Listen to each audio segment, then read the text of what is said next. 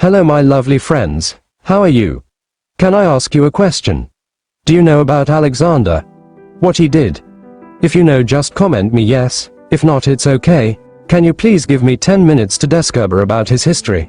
Thank you. Now the life history of Alexander began. Alexander was born in 356 BCE in Pella, the capital of Macedonia. His father was King Philip II of Macedon, a formidable military leader who expanded Macedonian power throughout Greece. His mother was Olympias, the daughter of Neoptolemus, the king of Epirus, and a devout follower of the cult of Dionysus. When Alexander was a young boy, his education was entrusted to the great philosopher Aristotle. Aristotle's teachings shaped Alexander's thinking and philosophy. Aristotle imparted to him knowledge of various subjects including science, philosophy, medicine, and literature. Most importantly, Aristotle introduced Alexander to Homer's Iliad, which became his favorite book, and Achilles became his role model. This early education played a key role in Alexander's development as a leader, instilling in him a love for Greek culture, as well as the drive to achieve glory and heroism. Due to hard work of military training and rise to power start from his young age, he demonstrated extraordinary leadership and military skills. By the age of 16, he had already commanded armies and defeated rebellious tribes. When Philip II was assassinated in 336 BCE, Alexander, at just 20 years old, inherited the Macedonian throne. Though his claim to power was initially challenged, he quickly dealt with potential rivals and secured his position as king. Alexander wasted no time in consolidating his power and fulfilling his father's plans for expanding the Macedonian Empire.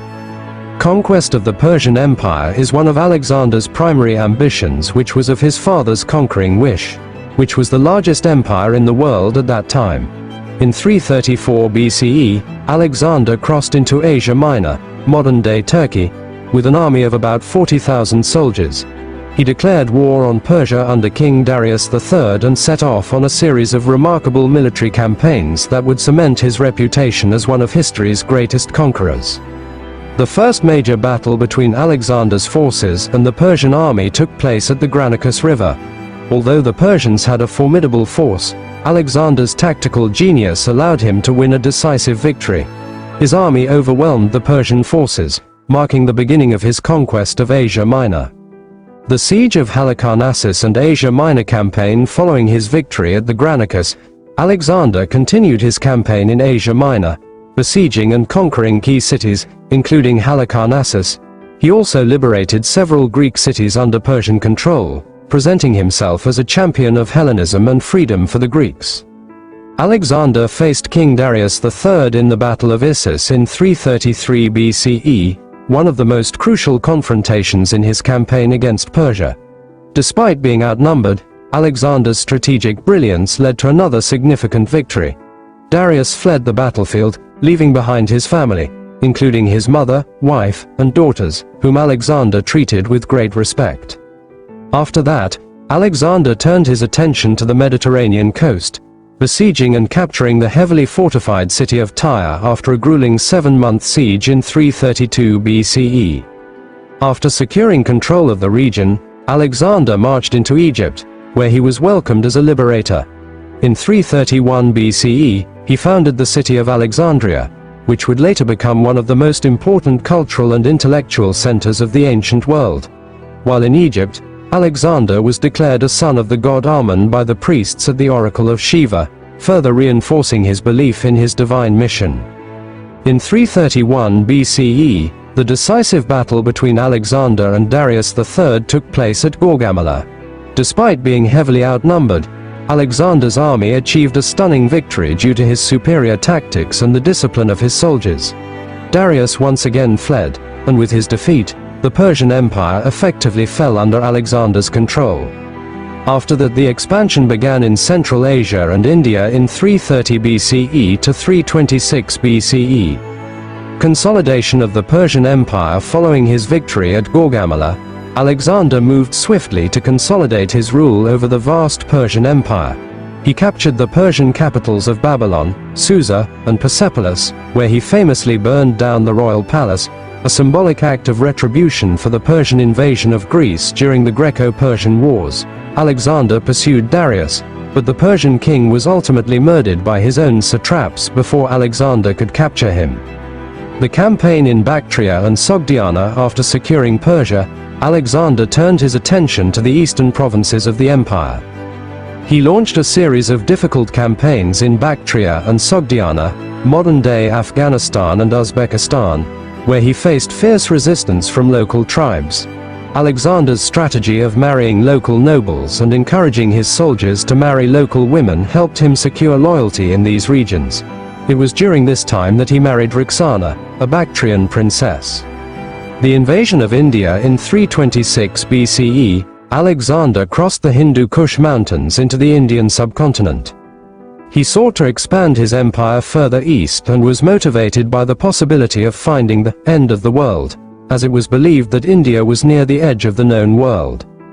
His campaign in India is most famous for the Battle of the Hydaspes River, where Alexander faced King Porus. Porus put up a strong resistance, but Alexander's superior tactics once again led to victory. Impressed by Porus's bravery and leadership, Alexander allowed him to continue ruling his territory under Macedonian suzerainty. Mutiny and the end of the campaign. Alexander's army, exhausted after years of campaigning, finally mutinied on the banks of the Hyphasis River, modern Beas River, in 326 BCE, refusing to march any further east. Reluctantly, Alexander turned back and began the long journey home. He divided his forces, with some traveling by land and others by sea, facing numerous hardships along the way, including the harsh conditions of the Gedrosian desert. Return to Babylon and plans for future conquests. After his return from India, Alexander made Babylon his new capital. He began planning further conquests, including a campaign into Arabia and possibly the Western Mediterranean. However, these plans were never realized. By this time, his empire stretched from Greece in the west to India in the east, making it the largest empire the world had ever seen. While in Babylon, Alexander fell seriously ill. After several days of fever, he died on June 10 or 11, 323 BCE, at the age of 32. The exact cause of his death remains a mystery, with theories ranging from poisoning to natural causes such as malaria or typhoid fever. His death marked the end of an extraordinary career, and with no clear successor, his empire quickly fragmented as his generals, known as the Diadochi, fought for control. Alexander the Great left an indelible mark on history. He is remembered not only for his military genius and conquests, but also for his role in spreading Greek culture across the vast territories he conquered. This period, known as the Hellenistic Age, saw the blending of Greek, Persian, Egyptian, and Indian cultures, creating a rich and diverse cultural landscape. The cities he founded, particularly Alexandria in Egypt, became centers of learning and culture. Despite his short life, Alexander's legacy lived on for centuries, influencing later empires and leaders, including the Romans. His ambition, vision, and military prowess continue to be studied and admired by historians, military strategists, and leaders around the world. Lastly, his life was one of ambition, conquest, and extraordinary achievement. From a young age, he showed remarkable leadership qualities, and by the time of his death, he had changed the course of history by influencing on world culture, military tactics, and history long-lasting. Any chance if he was really survived from that illness, then nobody can imagine that what he would do in this world. In this way his life story ended in a very short age of 32. Now I think you were clarified about the great Alexander. And also got to know about what a strong will-powered guy he was in that short age. Lastly, thank you my friends. You gave me your valuable time for reading and listening my video. May God bless you and your family be happy.